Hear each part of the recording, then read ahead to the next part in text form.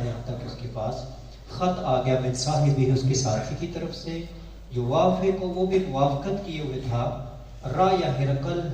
کی رائے کا کہ ایک قوم ان قریب غالب آنے والی ہے علی خروج نبی صلی اللہ علیہ وسلم کے نکلنے پر کہ وہ آنے والے ہیں اور پھر وہ دنیا پر غالب ہوں گے وانہ نبی اور وہ واقعتاً نبی ہیں جو یہ دعویٰ کرتے ہیں وآذن ہرکل نے اعلان کیا لعظماء روم کے عظماء کے لیے کہا کہ جمع ہو جائیں فی تذکرۃ اللہ اس کے محل میں جو بادشاہ کا محل ہوتا ہے جس کو آج کل پارلیمنٹ ہاؤس کہتے ہیں بہمس میں سمامرہ بابوابہا سارے جمع ہو گئے اور اس کے دروازوں کو بند کر دیا گیا فغلقت بند کر دیا گیا ثم طلع پھر سبھی کو دیکھا فقال کہا یا معشر الروم اے روم کی جماعت حل لکم کیا ہے تمہارے لیے فی الفلاح کامیابی والرشد اور دانائی وَيَثْبُتَ اور یہ کہ ثابت رہے ملککم تمہارا ملک ثابت رہے فَتُبَایِعُوا تم بیعت کر لو هَذَا النبی اس نبی کی اطاعت اور فرما برداری کر لو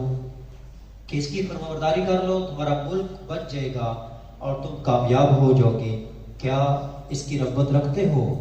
فَحَاسُوا حَیْسَةَ عُمُرِ الْوَحْشِ سارے لوگ اور سارے اس کے مدراء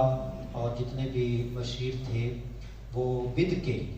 جیسے جنگلی گدے بدکتے ہیں الی الابواب دروازوں کی طرف یکدم انہوں نے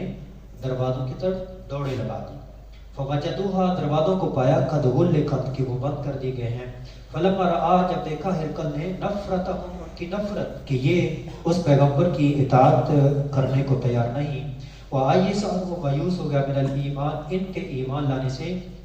قال کہا ردوہم سبھی کو میرے پاس واپس لاؤ ردوہم علیہ وقال کہا انی قلت مقالتی جو میں نے یہ تم سے کہا کہ اس کی اطاعت کر لو آنفا ابھی اختبروا بہا میں تو اس سے امتحان لے رہا تھا شدتکم تمہاری مضبوطی کا علی دینکم تمہارے دین پر کہ تم اپنے دین پر کس قدر پکے ہو نصرانیت پر فقد رائی تو وہ میں نے دیکھ لی تم اپنے دین پر بڑے مضبوط ہو فسجدوا له سبھی نے اس کو سجدہ کیا ورضوا عنہ اور وہ سے خوش ہو گئے وکان ذلک آخر شان ہرکل اور ہرکل کا آخری معاملہ یہ تھا کہ وہ پھر اسلام قبول نہ کر سکا اور آپ نے اس دین پر قائم رہا اس سارے واقعے کو روایت کیا ہے صالح بن کسان اور یونس اور معمر نے امام زہری سے سبحان ربک رب العزت عما یصفون وسلام علی المرسلین الحمدللہ رب العالمین.